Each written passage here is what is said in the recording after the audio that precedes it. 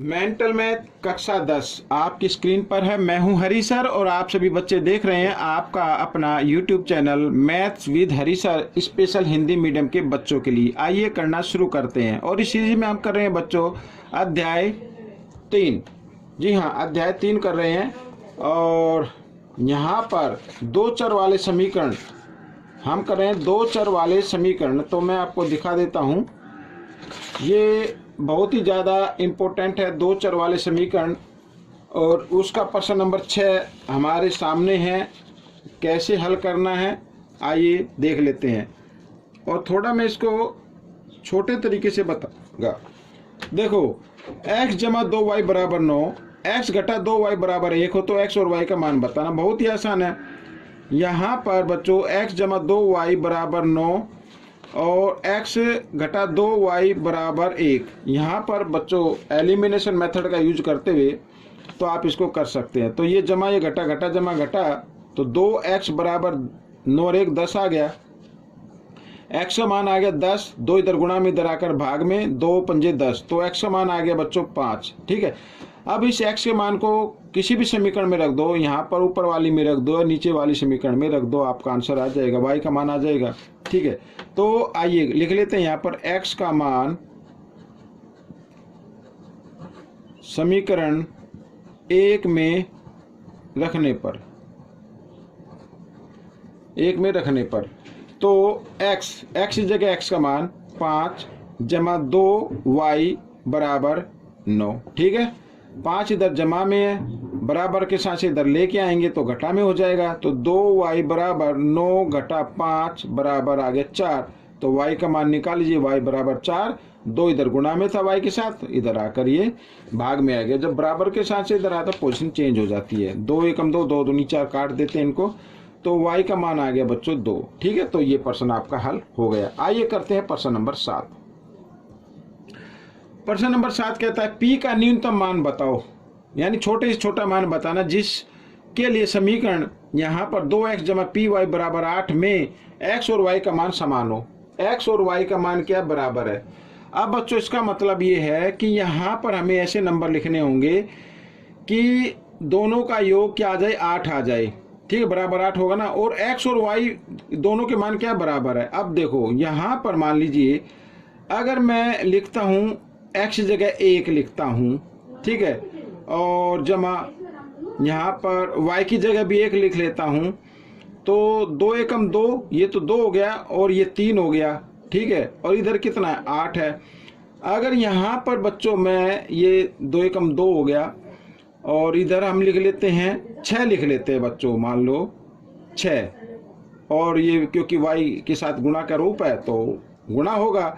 तो 2 एकम 2 जमा 6, 6 और 2 8। जी हाँ, ये ऐसे हो सकता है।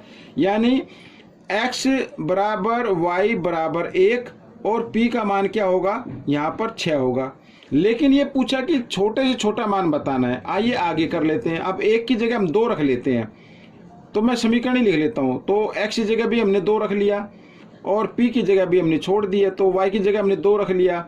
अब देखते हैं इनका 8 आता है, 2 दूनी 4 और यहाँ पर ये गुणा है, यहाँ पर आएगा मान तो 4। अगर इधर भी मैं 2 लिख दूँ, 2 दूनी 4, तो 4 और 4 कितना होता है, 8 होता है।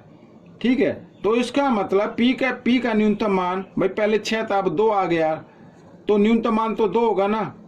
और x और y का मान समान है, तो x भी बराबर 2 है और y भी बराबर 2 है। तो ये आपका आंसर आ गया। ठीक है, अब करते हैं प्रश्न नंबर 8।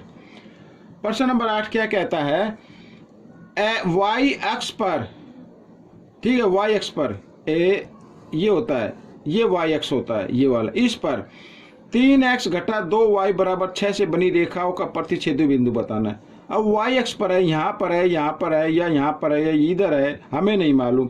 लेकिन हमें इतना पता है कि अगर y अक्ष पर है तो इसका मतलब x का जो बिंदु होगा वो 0 होगा। तो हम क्या करेंगे, इस समीकरण में मैं इसको लिख लेता हूँ एक बार। तो x की जगह क्या रख लेना है, 0 रख लेना है।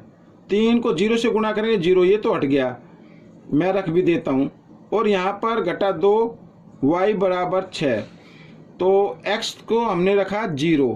ठीक है, तो 2y का, तो ये तो हट गया ना, तो यहाँ पर घटा y बराबर 6, 2 इधर गुना में इधर आकर ये भाग में आएगा, 2 एकम 2, 2 तिया 6, जब 6 को 2 से भाग करेंगे तो 3 आ जाएगा।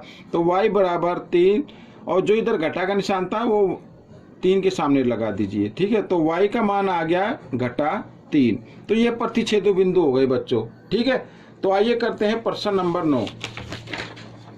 यहाँ पर ये रहा प्रश्न नंबर 9। प्रश्न नंबर 9 क्या कहता है, ये देखो, यदि x बराबर 4 और y बराबर 3p घटा 1 समीकरण x जमा y बराबर 6 का एक हल है। ठीक है, यहाँ पर भाई ये x बराबर 4 और y बराबर भी यहाँ कुछ होगा, ये अभी तो ये दिया हुआ है, वेरिएबल में दिया हुआ है, तो ये इसका एक हल है।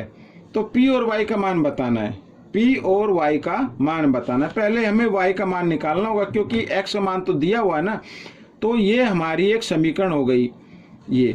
तो x की जगह x का मान रख लीजिए, 4 जमा y बराबर 6। 4 इधर जमा में, बराबर के निशान से इधर लेके आओ तो ये 4 घटा में हो जाएगा, और जब 6 में से 4 घटाएंगे तो 2 आ जाएगा, यानी y बराबर आ गया 2। ठीक है, तो y का मान तो आ गया 2। अब हमें ये लेना है y बराबर 3p घटा 1, तो p का मान निकालना। तो y बराबर कितना है, 2 है, बराबर 3p घटा 1। ये घटा 1 बराबर के साथ से इधर लेके आओ तो जमा 1 हो जाएगा, यानी 3p बराबर 3 हो जाएगा। p बराबर 3, 3 इधर गुणा में इधर आकर ये भाग में आया, 3 से 3 काट दिया तो 1 आ गया। तो y का मान तो आ गया 2, p का मान आ गया 1। तो ये आपका उत्तर निकल गया। ठीक है, प्रश्न नंबर 10 क्या कहता है, समीकरण x बराबर y बराबर 4 और y अक्ष से त्रिभुज का क्षेत्रफल बताओ। y अक्ष से, यानी कि ये हो गया और ये हो गया, ये y अक्ष से बताना है, यानी ये लेना हमें अक्ष। ठीक है, आधार इधर आएगा। अब x बराबर y, यानी ये मान लो 1 2 3 4 5 6, इधर भी 1 2 3 4 5 6 7, कितने भी ले लो, इधर ये माइनस के आएंगे। ठीक है, ये इस तरीके से, और इधर भी ये माइनस के होते हैं ऐसे, ये x और ये x। ठीक है, तो थोड़ा हम इस ग्राफ से समझेंगे। अब x बराबर y, यानी x बराबर y है, अगर x 1 है तो y भी 1 है, अगर x 1 है तो y भी 1 है, यहाँ पर आएगा बिंदु, प्रतिच्छेदी बिंदु। x 2 है तो y भी 2 होगा, ये इधर आएगा। x 3 है या x 4 है तो y 4 है, ये भी इधर आएगा, 1 2 3 4, 1 2 3 4 यहाँ पर आ जाएगा।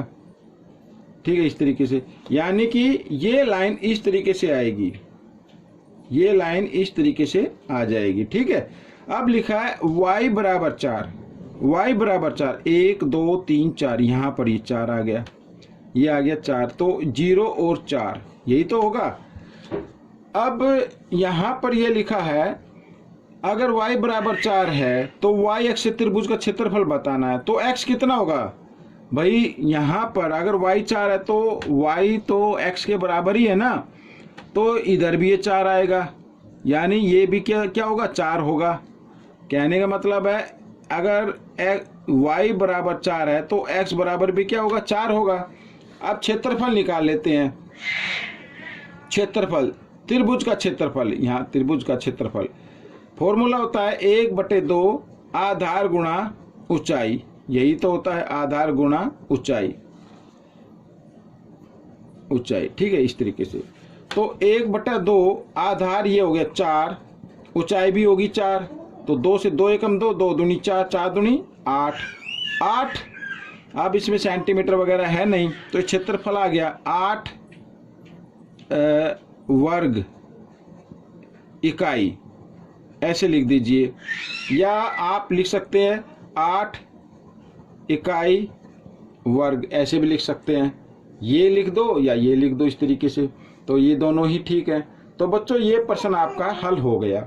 ठीक है, तो समझ में ना आए तो एक बार फिर देखें और देखकर दूसरों को जरूर सिखाएं, अपने अभ्यास के लिए सिखाएं, ये नहीं कि दूसरे को आ जाएगा ऐसे कुछ हो जाएगा। आप अपनी प्रैक्टिस के लिए सिखाएं, आपको अपनी प्रैक्टिस करनी है, प्रैक्टिस कीजिए। और मैं तो ये कहता हूँ कि हर क्विज में हर एग्ज़ाम में आप पार्टिसिपेट कीजिए और अच्छे मार्क्स लेके आ जाइए। मिलेंगे अब नेक्स्ट पार्ट में, तब तक के लिए वीडियो देखते रहिए और वीडियो देखने के लिए धन्यवाद।